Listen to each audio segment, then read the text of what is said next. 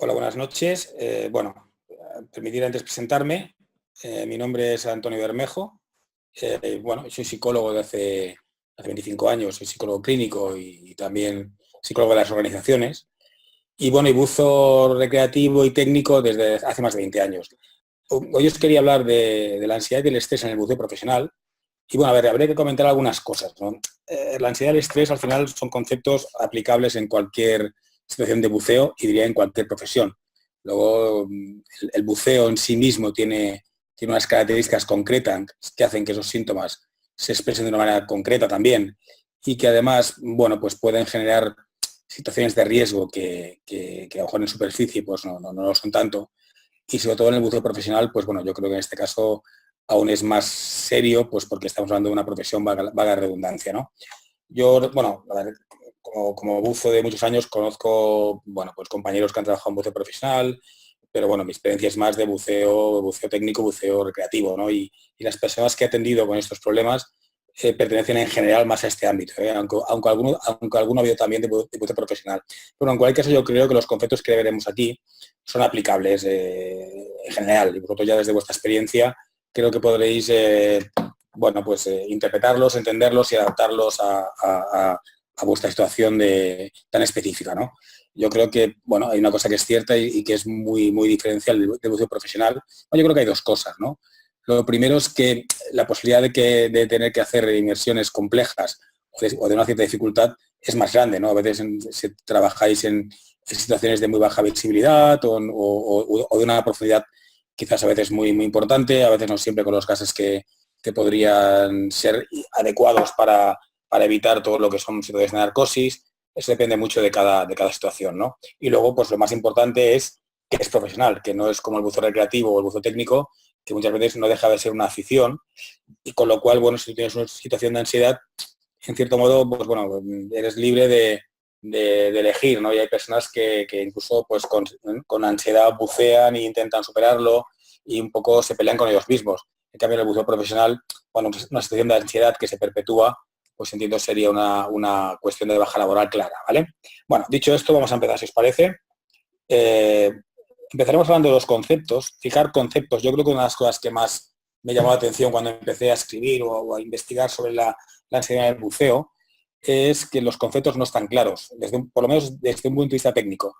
Hay bastante confusión a la hora de explicar lo que son las cosas, ¿no? Incluso yo aproximadamente hace unos 20 años que estoy buceando y que voy trabajando estos temas, y se ha avanzado muy poco en lo que es la consideración conceptual de lo que es la problemática de ansiedad. Luego hablaremos de la expresión de la ansiedad, explicaremos un poco, pues la ansiedad tiene unos síntomas característicos en superficie y lo que haremos es pues, ver cómo se expresan en las situaciones de buceo. En realidad buceo profesional, pero cualquier tipo de buceo. Luego hablaremos de 3 niveles de ansiedad, cómo detectarlos y cómo deberíamos actuar. Seguidamente entraremos en factores de la base, por qué ocurren estas cosas, ¿no? Por qué una persona desarrolla una señal de alarma tan importante como la ansiedad o una señal realmente de por qué una persona siente que su vida está en riesgo y actúa de una manera instintiva como ocurre con el pánico, cuando en situaciones que realmente son, aparentemente seguras o por lo menos no está justificada esta respuesta de alarma tan importante.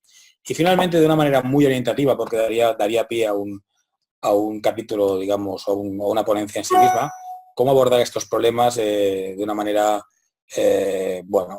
psicológica o también incluso en situaciones de buceo, cómo abordarlos, ¿no? Pero ya digo que será simplemente 4 apuntes para que sepáis por lo menos que ese tipo de circunstancias tienen solución cuando acontece.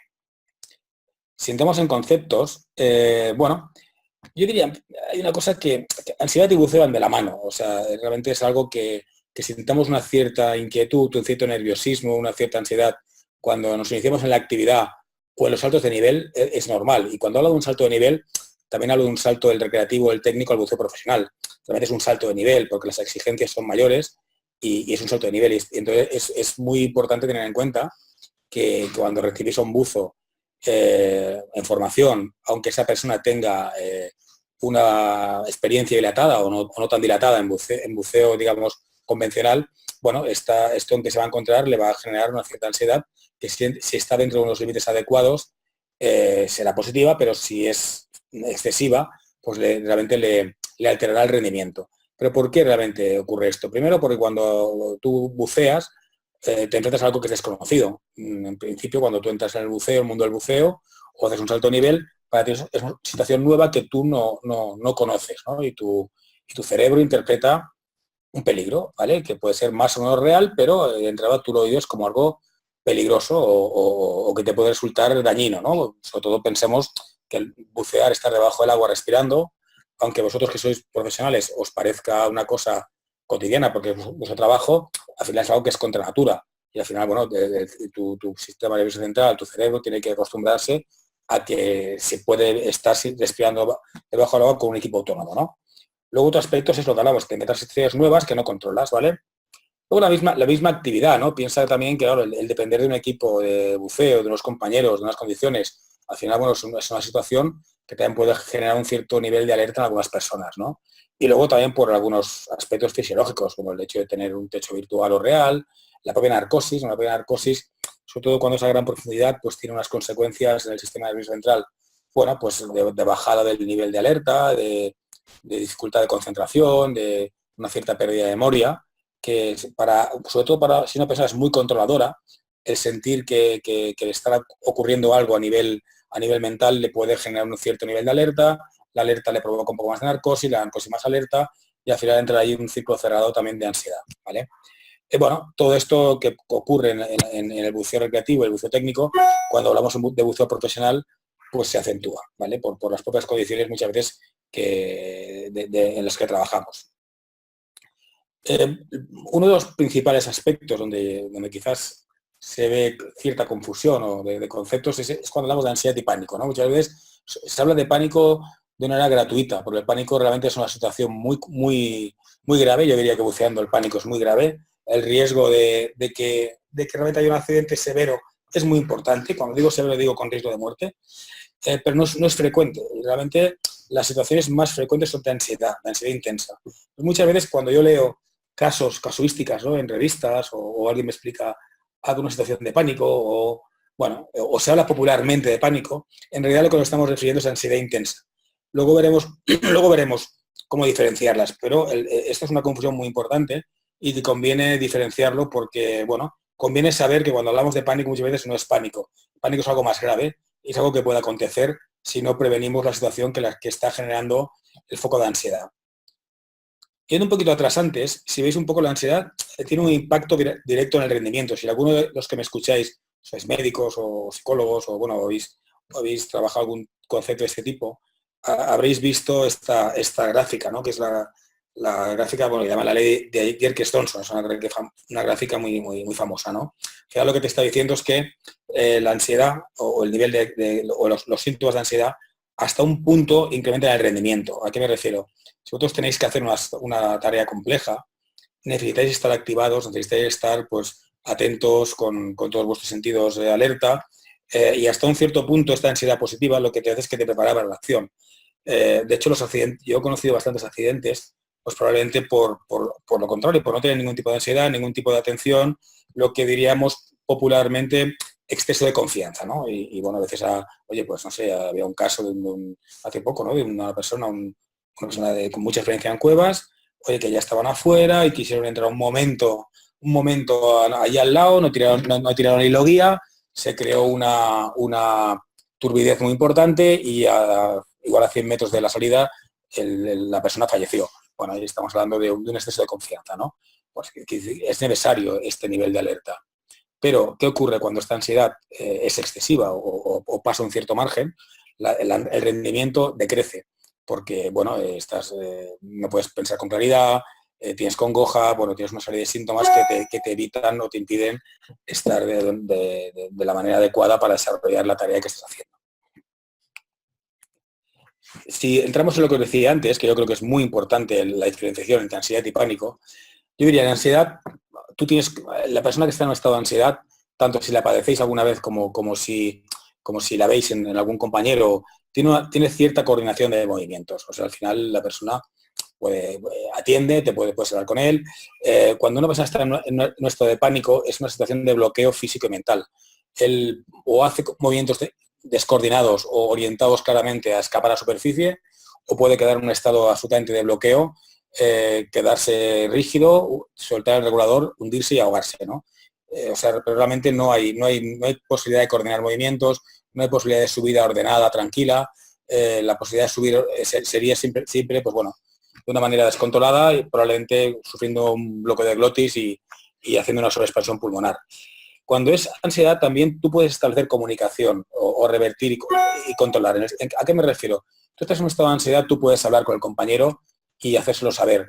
O bien el compañero puede establecer contigo una comunicación y decirte qué te pasa y tú le puedes explicar, pues oye, no me encuentro bien, tal, y entre los dos, pues a lo mejor pactar una salida ordenada a superficie.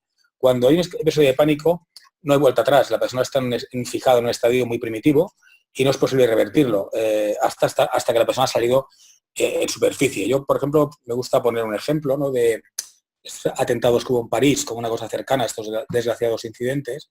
Si os fijáis, las personas tenían dos reacciones, las que entran en pánico, o bien huían de una manera descontrolada, desaforada, y llevándose por delante a quien fuera, ¿vale? Si os fijáis, muchas veces cuando hay avalanchas de pánico hay personas que mueren chafadas, mueren pisadas, porque el que está en pánico no ve nada, solo ve que tiene que escapar, o bien hay una reacción de quedarse inmóvil, quieto, sin respuesta, y de tal manera que si en ese momento llegara el asesino que estaba allí, o el terrorista, pues lo podría matar prácticamente sin oposición, porque la persona está absolutamente colapsada, ¿no?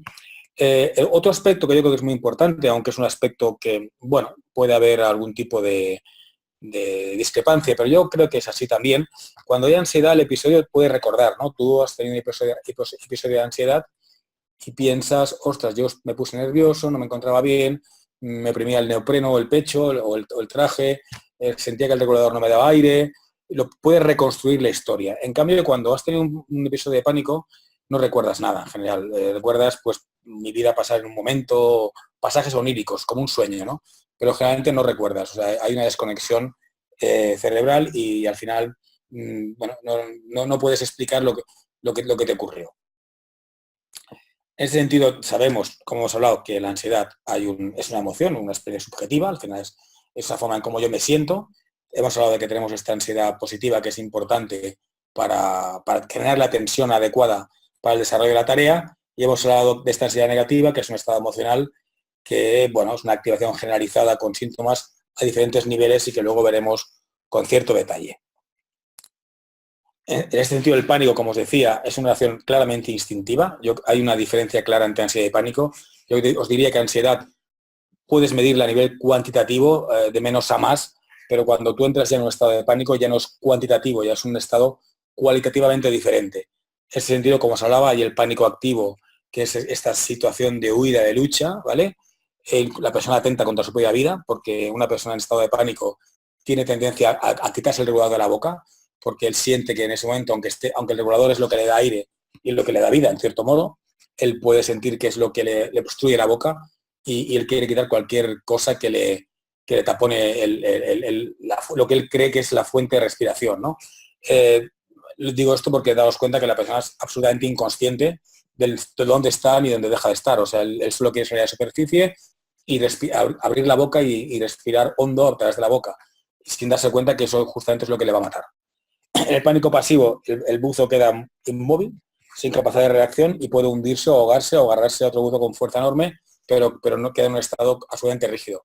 Hay que decir que no se llega a un estado de pánico de una manera ya rápida, ¿no? Normalmente es progresivo.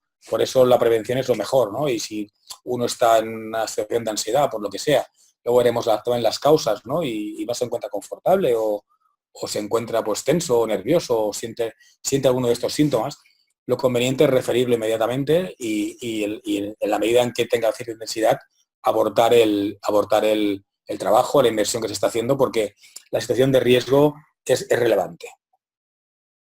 Bueno, explicado esto, vamos a ver cómo se expresa la ansiedad en el buceo. Para eso yo he cogido los síntomas clásicos que ocurren en superficie. No quiere decir que ocurran todos, ¿no? Pero los síntomas más característicos, y ver qué correlato pueden tener en el ámbito de una situación de inmersión. ¿Vale? Veremos que hay síntomas conductuales, síntomas cognitivos, sociales físicos y psicológicos, ¿vale? Si hablamos de síntomas físicos, un síntoma característico, yo creo que hay dos síntomas muy importantes, que es la opresión en el pecho, el nudo en el estómago, ¿no? Una persona que tiene una ansiedad en superficie, si alguna vez lo habéis tenido, pues siente como una opresión, como algo le oprime en el pecho, ¿no? Bueno, de hecho, la ansiedad simula un ataque cardíaco. Hay que hacer un diagnóstico diferencial. A mí cuando una persona me explica pues, que ha tenido que le duele el pecho de manera continuada, bueno, yo puedo sospechar por el contexto de lo que me explica que es ansiedad, pero siempre remito a un médico para que haga un diagnóstico diferencial. Solo una vez descartas que no es algo cardíaco es cuando puedes empezar a pensar que es ansiedad, ¿no? Bueno, esto, por ejemplo, en el buceo se suele referir con mapeta al neopreno, mapeta la ropa, me siento, ¿sabes? Bueno, ya sabemos que la ropa de buceo no se aprieta porque, bueno, tiene que apretar, tiene que dar, sobre todo la ropa de neopreno, ya si vamos a otro, a laminados, eso ya es otra cuestión, ¿no? Pero bueno, a veces cuando realmente es un molesto de una manera específica, o me aprieta la capucha, o me siento, bueno, al final muchas veces tiene que ver con esto, ¿no? Otro síntoma muy característico de una persona en un estado de ansiedad es la sensación de que le falta el aire, ¿no? No puede, a veces incluso, aunque esté en campo abierto, no consigue inspirar todo el aire porque además hiperventila. Claro, esta hiperventilación y esta sensación de falta de aire, a través de un regulador se acrecienta. Yo no sé si en buceo profesional os habéis encontrado tanto la situación, pero en buceo recreativo, técnico, muchas veces es común que alguien que está en un estado de ansiedad tiene la sensación de que el regulador no le da aire, ¿no? Y luego tú a lo mejor lo coges, lo pruebas y da absolutamente flujo normal, ¿no? Bueno, esto normalmente es un síntoma de que la persona está ansiosa, está tensa y siente que no consigue inspirar todo lo que su cuerpo necesita cuando no es así. Otro aspecto sería náuseas, vómito, también la gente dice, me he mareado con la corriente, oleaje, sensación de inestabilidad, vueltas en la cabeza, me ha dado la narcosis. Bueno, la narcosis es un concepto también, bueno, muy claro, que se produce a una cierta profundidad, ¿vale? Pero también hay gente que confunde lo que es una sensación de narcosis con una sensación de ansiedad. También es verdad que, como decía antes, a veces se retroalimentan, ¿no? Sobre todo porque la persona que es muy obsesiva, que necesita mucho control, claro, toda esta sensación de pérdida de conciencia, entre comillas, ¿no? O pérdida de capacidad de atención o de concentración que da la narcosis, le puede generar un cierto nivel de estrés. El estrés al tiempo le hace pues, respirar con más celeridad y más narcosis. Y ahí puede haber una cierta retroalimentación, ¿vale? Si entramos en síntomas psicológicos, bueno, la inquietud del agobio es otro síntoma de ansiedad, ¿no? La persona siente que algo le puede pasar, ¿no? Está en su casa o que esté en la cama o esté... Esto en el buceo es un pensamiento curioso porque le ha pasado a mucha gente, ¿no? Es ¿qué hago yo aquí? ¿No? De repente tú estás ahí en tu trabajo o en la inmersión y te viene en la cabeza, pues, ¿qué hago yo aquí? Que me puede pasar algo, bueno, creas un temor, ¿no? La sensación de amenaza de peligro también. A lo mejor te pueden venir pensamientos buceando de habrá tiburones, habrá animales que me harán daño, oye, entro aquí, estaré seguro. Hablamos siempre de sensación de amenaza de peligro no justificada, claro, evidentemente. Si estás, pues como yo estuve un día, entre orcas en Galápagos y las orcas te vienen y te miran y tal, hombre, pues un cierto nivel de ansiedad puedes tener. Si estás buceando en las Islas Medas, por decir un sitio aquí en España, bueno, y si me está viendo peces, bueno, y en vuestro trabajo lo mismo. Pues podéis estar en trabajo realmente que, bueno, haya cierto peligro y es normal que estés atento. Pero bueno, me refiero que hay situaciones, cuando me refiero que es un síntoma de ansiedad, es cuando es una sensación de amenaza, peligro no justificada, ¿no? Otro aspecto es el temor a perder el control, ¿no? Al me voy a desmayar, que esto conecta mucho también con los mareos, ¿no? Bueno, la persona tiene miedo a desmayarse y a lo mejor, claro, el temor a perder el control en superficie, vuelvo a repetir, no hay problema porque al final, bueno, pues normalmente, mira, en superficie cuando hay una crisis de ansiedad muy fuerte, suele acabar en los servicios de urgencias del hospital. La persona va con sensación de que se va a morir, tal, entonces bueno, el médico ya, después de hacerle los preceptivos controles, cuando ve que es ansiedad, pues oye, le chuta un ansiolítico y si lo cree conveniente ya está. Pero bueno, claro, buceando, esa sensación de me voy a desmayar, voy a perder el control, claro, es más compleja, ¿no? Porque estás en una situación que, bueno, no te lo puedes permitir, tendrías que avisar al compañero o ver un poco cómo lo haces, ¿no? Otro aspecto es el bloqueo, ¿no? El dificultad para tomar decisiones. La persona a lo mejor está haciendo, claro, a veces está haciendo una tarea compleja y no eres capaz de concentrarte, no sabes, bueno, pues eso también podría ser un síntoma psicológico de ansiedad. Hablamos siempre, fijaos, de podría ser. No me estoy refiriendo que si algún día observáis esto o alguien os dice que no le va bien el regulador o ya la persona está ansiosa, a lo mejor no sé. Los reguladores generalmente, por la experiencia que tengo, si están bien cuidados, no tienen por qué dar un flujo de aire bajo, pero bueno, no, en general pueden pasar mil cosas, ¿no? Pero bueno, en cada caso hablamos de que es un posible síntoma. Si entramos en síntomas conductuales, hay tres, ¿no? Por una parte está la alerta hipervigilancia, y entonces alguien está todo el rato mirando el ordenador, el aire, está con los ojos, las pupilas un poco dilatadas, está mirando para todos lados, bueno, podríamos pensar también que es un síntoma, ¿no?